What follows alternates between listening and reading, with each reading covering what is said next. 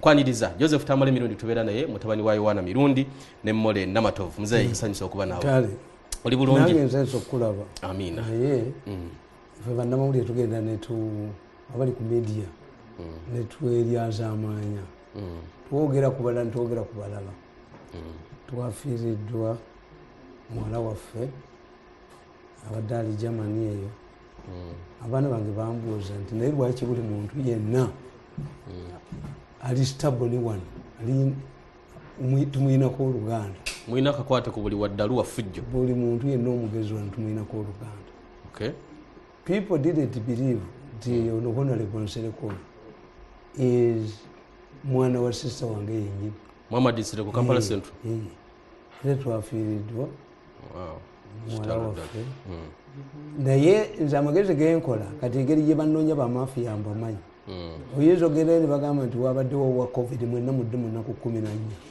tolinnyayo ebiseera ebisinga obungi I move I talked to them the head of our family sent a condolence message to the family and find out where we were there nenga twafiiriddwa omanyi ne Katuntu naye tulina oluganda Abdu Katuntu owebugweri olimu omusaayi gweyo mama waffe yagendayo mama waffe anti ffe abaana bo tetulina mutonti ono muto lukwago oyo kitawe Muhammad Mirundi owange ye Yohana kitawe lukwago mama we ate tata waffe the remaining gundi waffe ate yawasa mutowo kirina kye kiraga kituufu nti power essentalinga mu families kituufu ffe tuli ba brain what brain power ffe tulina brain power yes does it kirondoola musaayi amaye abantu n'obufuzi bubeera bwe butyo omukazi nze ngamba abaana bange nti I'm not an arrogant man naye edda bwe mwagendanga okwogereza nga musindikayo security police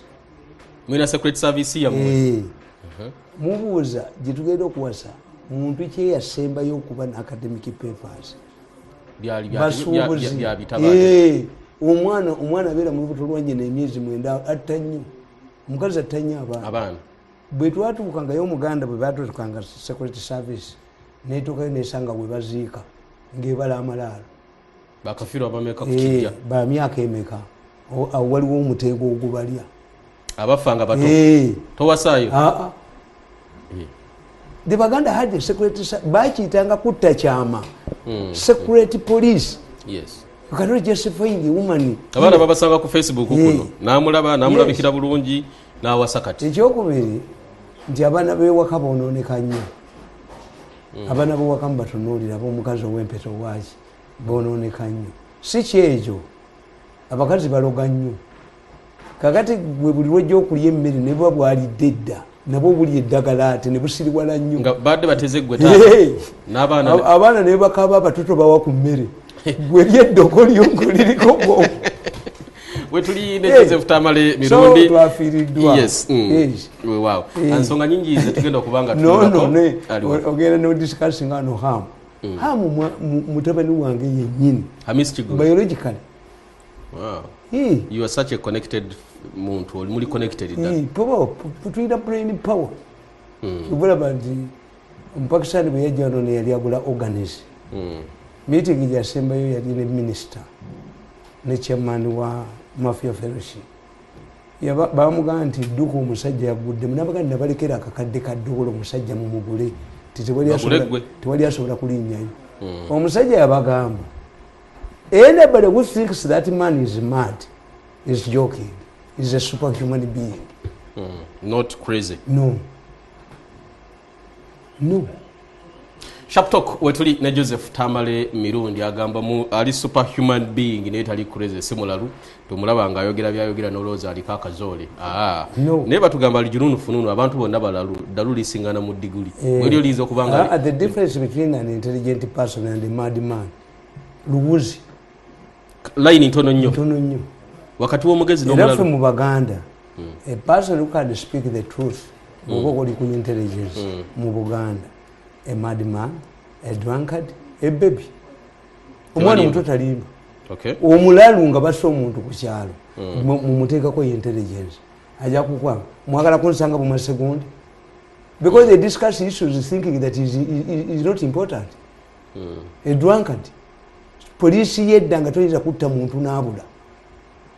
ne olwaliro bano ajane pistombo gisa inane ka UC akitani wenyini wenjaga tuberenga kutandikira ekibiina bagenda okugereza tebagenda bwerere tufu omurundi omulala nate akamyufu k'abannaffe ab'ekibiina kya NRM kabubaddemu okuyiwa omusaayi mungi nnyo abantu bafudde emivyo mingi nnyo nakati waliwo abaga nti tebakkanya n'ebyo ebyabadde mu kulonda omukulembeze gwanga Yoweri Kaguta Museveni yavuddeyo n'abaako kyayogera n'agamba abantu bakangavulwe Mwami Museveni yagamba ye master of violence ekibiina kye it is leading in this violence ekibalimisiza abamawulire I used to lecture abamawulire nembaga nti the future of a journalist I want to train a person who analyzes, not a company secretary. He said journalists have not helped this country. Professors of political science have not helped. Those of psychology nabatone abana bange babiri and one who is doing well mwana mutoba mbuzabuza naye nzire yini yange kyenagoba nali nkirabo instead of addressing the issues you discuss the symptoms. Why do we have violence in Africa? Election violence eyabali naye ebeerayo nti bajja ne baconcentratingako ne banoonya scandal ne bakolaki kakati wane ewaffe one from 1961 abaganda tebalonda waliwo violence ebitundu bya Uganda bira byalonda abaganda babba balonda lukiiko lwa Buganda ne lulonda the 21 MPs ekitole from 62 up to 80 we did not have an election. Did we lack people who could organize elections? But elections were not organized. Tewali kakati emyaka mu 80 ntuddamu ne tulonda tuzzeemu kulonda dinga Museveni azze kakati bajja ne anga two nti politics kyekiriwo kyokka omwana avudde mu university kubanga you have made politics nti mwe muli sente. The moment you make a politics monetary, not service, nga mukirezi. Where do you find a job?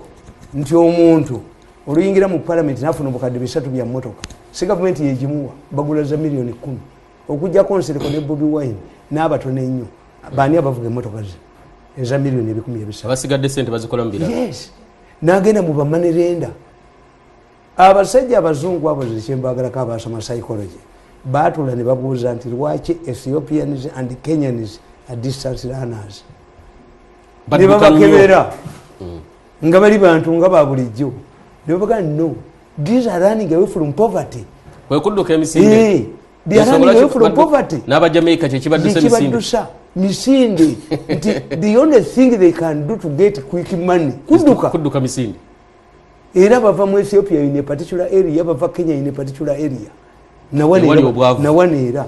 Yes. Kakati, instead of going to serve, you go there to, you are running away from poverty. You go How to can eat. you go to Manerenda? Do you know the statistics? Nti from CA, abagera mu CA, ekikumi tekyadda. The mortality rate of MPs in Uganda is 100 by election.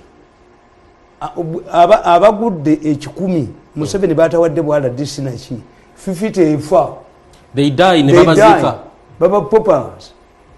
Okay. Hey, so these people, all of these are factors. These people are not coming to serve. They are coming, they are seeing it as an opportunity to eat. Kakati ne mujja mufuna nti mwena alemu. We are in a situation dimwe abantu babulijjo gye batamanyi. Naba aba mafia baguza aba China.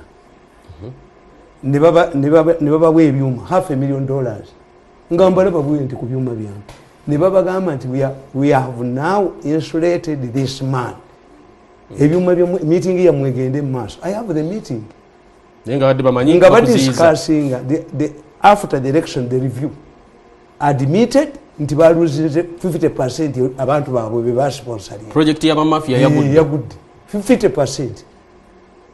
Era bali happy ne president kyagamba. Why? Nti baagala okufuga kuseke tuteekeyo kwani tuteekeyo kubanga nawulidde abasajja they are not honest. Naye fortunately for me the coding zaabwe wa president era bakimanyi nti obalopa professor yabagamba ina professor yabagamba nti bwe mpulira bya recordings tuli bubi atumanyi omusajja atumanyi naye atutunulye butunuulizi. Profesa musajja mugezi nnyo, naye bwe babadde badisikasinga nga balowooza nti sibalaba tebyuma tebibakwata because the Chinese even this morning as I was watching it kati mulimu bubaiti bwe baplayers people speaking in Runyankole about the elections. If you hear these bites, they are dangerous. Bebogerako our voters which were captured, which featured prominently in their discussion. Kati yesterday babadde discussing education.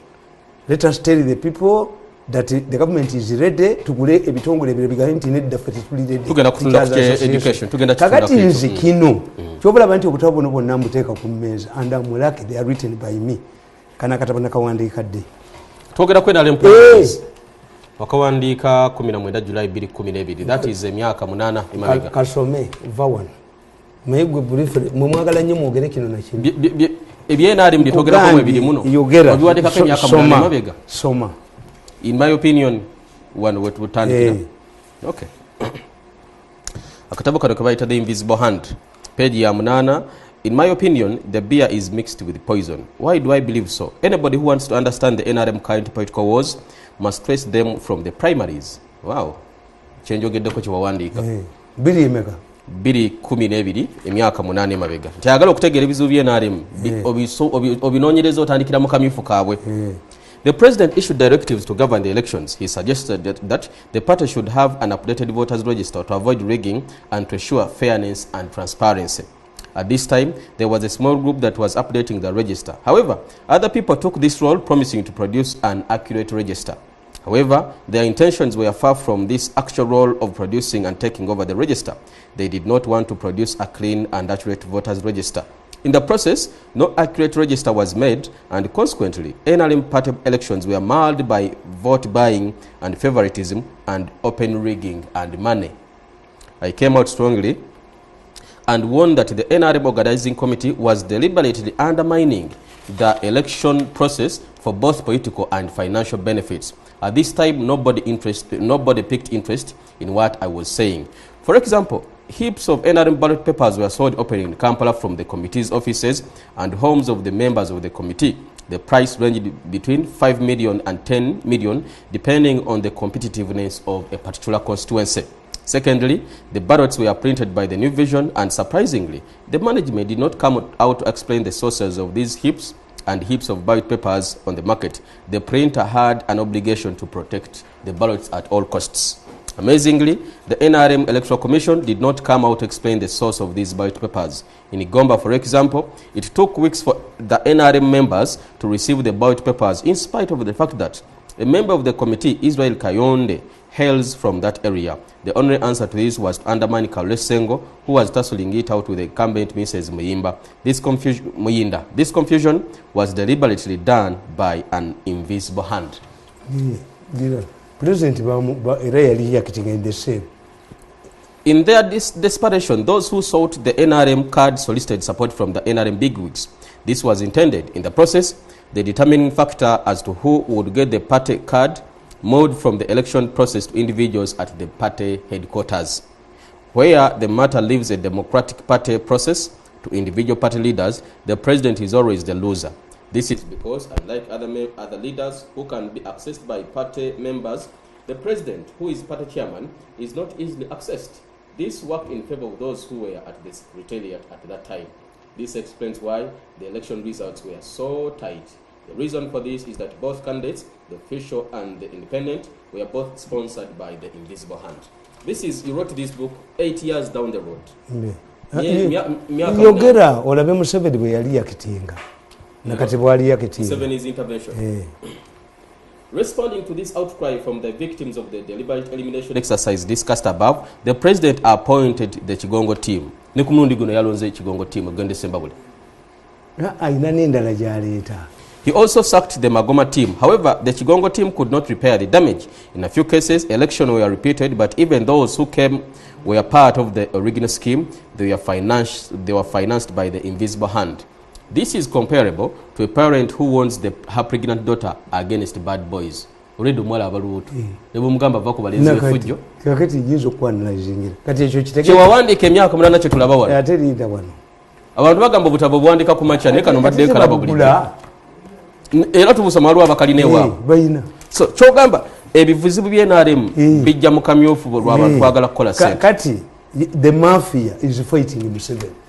Museveni knows the mafias and he's doing and he must do two things, those three. All the public, we shall have an uprising. Okay. We shall have a headless revolution. One Uganda? What is describe that? Anti yonna ba mafia bajozeeyo nti baleeta artificial quarantine ne bakato keepers ne batatunda kuba buli ayagala kutunda nyama cheaply. Sekikubo n'avaayo ne bamusiba. So tewali muntu now this book it is interesting that ebyowandiise kwa wandika Tamale dino kati so kutunganya wabiwandika emyaka 8 but the same cycle is coming back to haunt NRM. They wanted to control the government. They want to control parliament. I'm looking at the vision the Museveni which kofira yetabira abatanda batayina kola nti Museveni ayina okufuna waliwo ba doctor Caesarean oba normal delivery. Kuzala kwa bulijjo bakulongosa. I know the president is a General Sanzu, a Chinese general. Yawandika emyaka 35 egiyise akatabo kali mu China. In 1977, the American generals translated into English. Naye bagamba, if you had read this book, tebali tukubye Vietnam. Shanza kugamba, there is a time when a leader must borrow the heads of his friends. Abasalako emitwe. This is the time where the president has reached. To cut them off? Colleagues from within the party? Because they are known. They have sente za education, they have sente za gundi, but they believe in money. Nti bwe tuba ne sente tugula abalonzi, ne tukontrolinga parliament, ne tukontrolinga sente. Tamale, ebifaananyi simanyi oba producer wange asobola okundagako ebimu ku bifaananyi ebyabadde mu kulonda mu bitundu ebyenjawulo, but these are ugly scenes. No, hold on Tamale. These are very ugly scenes to come from a party. Ulira bites abali mu Western. NRM. One of the bites, the man is saying, now that we have been cheated, the best thing is to organize and vote and make sure that Mugisha Muntu joins Tumukunde joins Mugisha Muntu and we give our votes to these people in Western Uganda. Chibagamba. Never would abasajja nga babuplayinga. The meeting was chaired by a close relative of the president. Those fist fights abantu balwana nga bwe tulaba. Kifaananyi kiri ekibiina kya NRM. Bulijjo bagamba opposition be balina violence. Mafia ejoza abantu. Bulijjo bagamba opposition erina violence. But look at what is happening from within the party. Mafia etuse ku kazu level. It fears the public. Kati what the mistake they are going to do. Nze babadde bangoba ku TV eno ne bangoba ku eno. Kati the mistake they are going to assassinate. Bajja omuntu olaba omuvuko wa galubindi bwadduka banne. Olabeka na kasajja kali mu division bakadduka emisinde. Kubanga bwe kye bakola nti muli ku Museveni is not Museveni. These people want to capture power. But it is coming from within. Yes. The battle originates from the palace. Yoita palace? Nti babbi batidde. This is normal. Anyway, I read my book. Akazu. Kati soka osome wano. Soka osome kano. Ke kamwera. Ngamba politikitingira mba warninga. You are likely to have this again. Okay. Neka nsoke kubuze ngenda kusoma page 28 katabo adjusting the trap endongo sereza. I want to understand. Abantu mukalukana akakubiddwe emisana ne basimba line mu because NRM yagamba tale hold on okumalawo obutakkaana kibabbi akalu soma soko some lwaki abantu bavule soko some answer ziri mu kabere nakawandika ddi 7 Feb 2020 weya nali mu lubiri lwawa ekyengera soma. Okay. Look at those scenes. Those are labor pains the woman is about to deliver. Oja kulaba duka abikola akiteke kya wabi ye cheerleading in a meeting. akulembeddemu hey the kazoo is fearing for survival enebwe no basente za taxi buli maka mwonna muwunyeemu ne mubbeeza taxi ne mubbeeza enzige abanozana balirwa ebintu byabwe ne muleeta kalantini ne muleeta ki soma tujja kubalabako nga badduka n'obugalubindi bwabwe bajja kuttayo omuntu oyo akula ajja kusibayo omuntu omwe amulemere. 2009, while addressing a cadre course at Chankwa's Leadership Institute, the President himself announced 7 directives that would govern NRM party primaries. He explained that he had been soft on independents because they defend themselves, saying primaries involve massive vote rigging. He issued the guidelines to govern the 2011 elections in the party. However, since then, none of the directives has been implemented, and the challenge persists to date. He issued the following 7 directives. 1. Registration of all NRM supporters in villages. 2. To make announcements for such registration in time to enable every member of NRM to register as a registered member. 3. In order to have that information to reach everyone, he suggested that the local communication fora or channels, including rural radio stations that reach audiences at grassroots, must be used. 4. NRM should not support candidates against NRM leaders should not support candidates against other NRM contenders. Those leaders who contravene this directive would be punished. 5. Museveni said elections should be held in the most transparent manner. 6. He said a yellow book containing names of all registered members should be compiled and produced. Lastly, 7. Only registered members should participate in party primaries. I'm getting you here. Museveni is ensonga ze yafulumya musanvu nga bwali Museveni naye yafulumya directives musanvu 2 tugende mpola naye ze yafulumya okusobola okutereeza akalukano ke bagenda ke babaddemu on the eve of that election ye kenyini n'agamba muve ku byenkalala muve ku bya register buli gwe mumanyi no member we kasomoka maleyo eyo gundi information gisomo ejimaleyo mbikubuulya byonna tibijja kukola byayogera ng'ogamba tebijja kukola. As mentioned earlier, all the above directives were not implemented. The reason is that there exist formidable groups in NRM who are interested in maintaining the status quo. For example, no yellow book was produced. A committee was set up at the Secretariat to verify academic papers of NRM aspirants. They were required to pay 2 million as verification fees. This did not work since verification of academic papers is a mandate of NRA of UNEB. Some members, however, lost money in that process. Tamale. Now, lwaki ate bino bye yalagira Museveni ensonga z'omusanvu tezakola. Nkugambye nti they are formidable groups in NRA which are bigger and stronger than him. Anti bamuzanya. Kyenkugambye nti ayina okuyita ku mulenzi oyo ne banne babalawundinge mu kiro kimu tajja kudde kulya bino. The party seems to be not a mass party but nkugambye nti kati Dombo bamujjawa Tango Odoyi bamujjawa buli gwalonda bamutwala is only me. Tamale kansoka ntegere buli gwe bajonga buli NRM ebadde si NRM je twogerako eno nabagamba nabano be mulonda mutawanya bwerere omusajja omusiguze w'abakazi ku kyalo tawerekera bagenda kuogereza.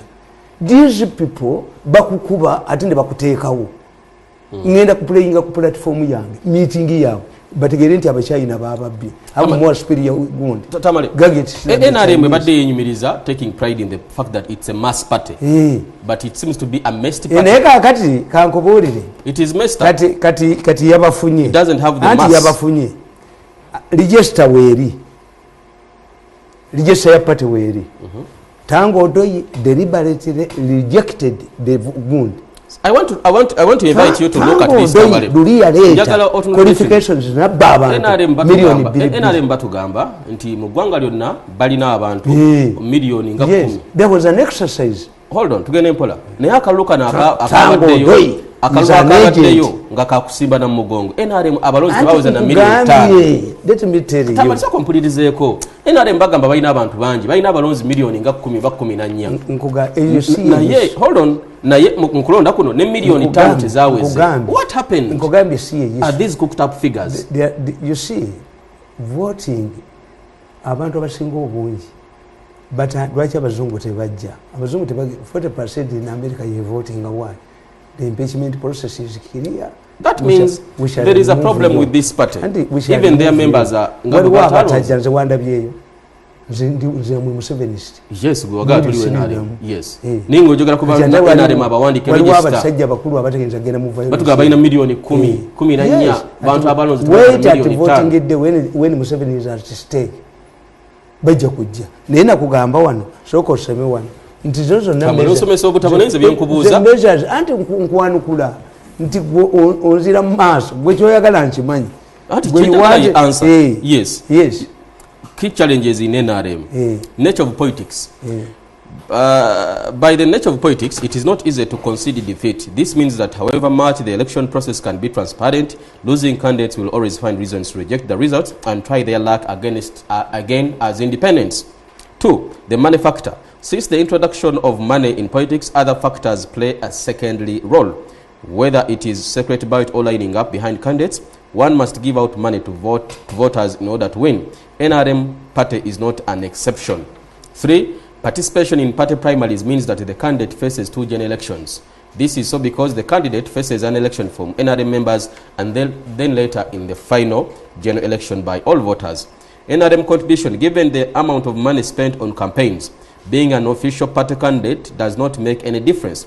NRM cannot give its candidate sufficient funds for the campaign. Much of the money comes from pockets of the individuals standing. Mafia.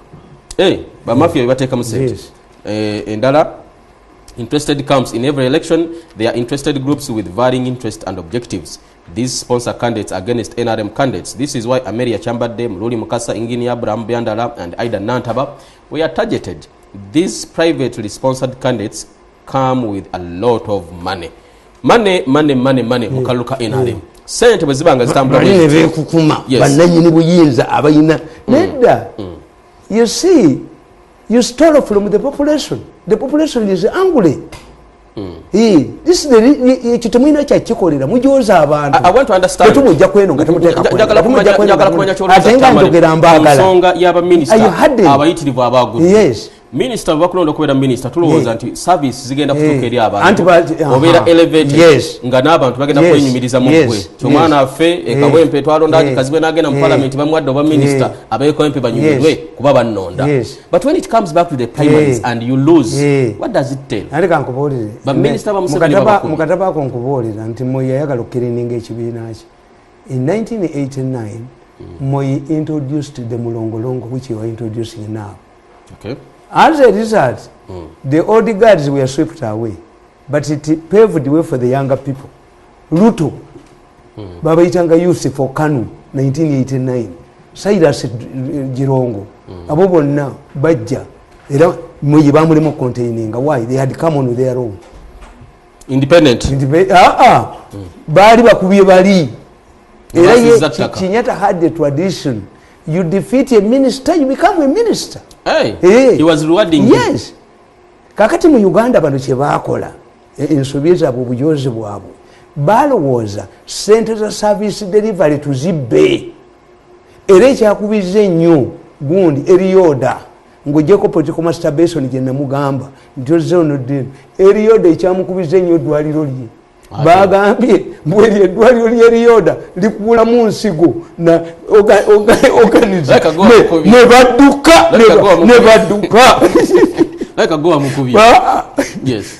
bamuwayiriza ab'emitiyanda nno si basanyufu ab'emubende bena namugwanya oyogera ku namugwanya mubanda ewaabwe yaleka ajeko abavubuka ssente nga zaki nga za gundi za bodaboda bena namugwanya nga bamubanja abadde alowooza kulayidingira ku nankabirwa ne bamafiya bena namugwanya omukubye nnyo Tamale. Namugwanya is an agent of the mafias. And you are smiling because bamukubye. Kakati tebayiga. Minister Mbezo wa kampani. Saida Bumba muwandiika ko nekiduma kubuya. Baba censoring anti bawa abasajja muwa money. Did basajja balaba return the money? No. Bagoba bano. Kakati ate bamaze okuba Saida Bumba ne bamugonza. Ba mafia bamujje yakube mu tabani wa Nadoli. This way ne wandika mu katabo kange tinatulo lyange abakazi waffe ku kyalo ng'omusajja mukuba n'amutta bamusambi mu lubuto tamutwala mu ddwaliro but within a few months ng'awasa omulala Yes. Hey, this is what defeats me. Until the mafia has tried to do it on me. 10 billion. Where have we accumulated this money? Nti kakati gwe tetugula byuma. Hey, kakati gwe Museveni muwenge ebifu. He is close relatives muwe ebifu. Era nadde mpulira abamu kubali mu kampu ya Minister Bena Namugwanya nga beekokola bagamba Haji Tamale yogobera naye ndo omuntu waffe akubye Bena Namugwanya bamukola ki Kizige gwe yali mu Prime Minister's office ne mubba sente Simewo Nsubuga ate batuwonyeza some people's faces don't need to appear on the ballot paper in national ballot paper basike yalinga abaana Simewo Nsubuga kiki anti Simewo Nsubuga ba mafia bamutumako ewange ne sente 5 billion Nsubuga mubuuza Simewo Nsubuga bamutuma ewange ne 5 billion bamukubye mu kalulu be bamwekubidde ba mafia bapulifalinze omulala mafia tekozesa togikwatako ki Tamale baga nti Simewo abantu besibe bamutuma yatuuka eno mu parliament n'akola ekintu kyatogikwatako nakyo nekiwandiikako Evelyn Anite njaga tunulira Evelyn Anite yakwata kuyitiira amanyi bannanyiniyo yitiira amanyi bannanyiniyo at one time Kajina directed at one time Kajina directed ng'akyali muri yafukamira n'agamba president yambi sebo jangu atone yaleta ekisanja ekyo kyennyini the mafias are doing this to undermine Museveni. Okay, if MPs are paying for supporting for removing the 75 cap, let us see whether the people will not vote Museveni. Tugene mpola Tamale what can monitor the good no nzikiriza Tamale driving bulungi ensonga eno n'atulaba agitegere